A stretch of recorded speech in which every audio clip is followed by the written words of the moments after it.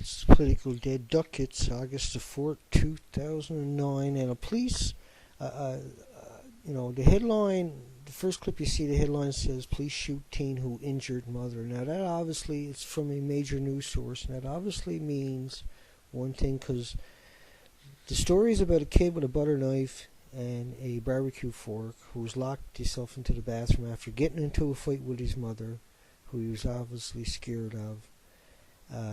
The kid wasn't, I got a lot of younger brothers, and I've seen this happen many a times where they couldn't defend themselves, and they were sick of the fighting, and they grabbed a weapon, but they weren't going to use it or nothing. I mean, the kid was locked himself into the bathroom, okay? The mother, one of his friends shows up, and you see a picture of a kid there with his hands over his head, and his friend keeps saying over and over and over, "I don't understand how this could have happened. He wasn't like that. He wasn't capable of that. He wasn't.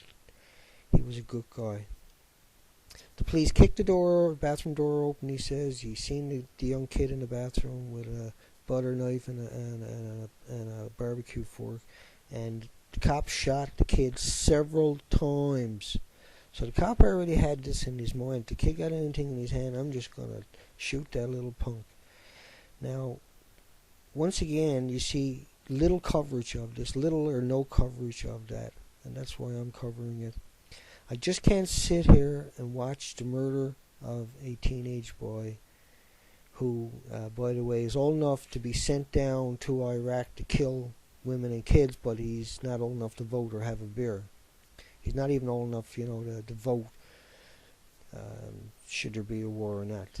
They recruit these kids because they can be brainwashed. They're playing the video games. They're used to all of this. And you can see right now what happens. All these kids come back and there's massive suicides in the military. Now, I'm not digressing. I'm trying to make a point where the cop is getting away with a murder. That's a murder, okay?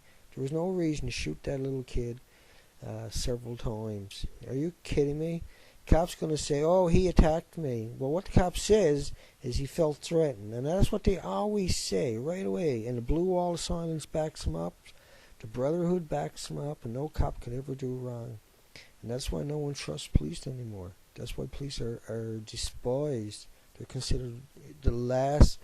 You don't call them. You just don't call them. They're not worth calling. They'll kill you. You can't trust them anymore. And that's a terrible thing. We can no longer trust the system or the police. It's been co-opted by inbreeding. Government hiring their own constantly have left us with a genetically dysfunctional police force that is just a blue wall of silence, and we're the brotherhood. We stick together thick and thin.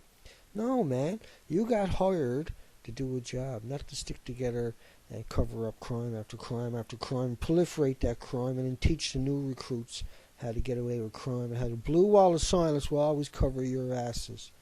I'm sick of you jackboot thug, no good, fat, lazy, punk-ass bitches killing civilians because you got an insecurity and you should never got the job in the first place. You should be serving me French fries at the next time I go to McDonald's. Instead, you're walking around with a gun. It's disgusting. Society really better get its act together. It's a political dead duck.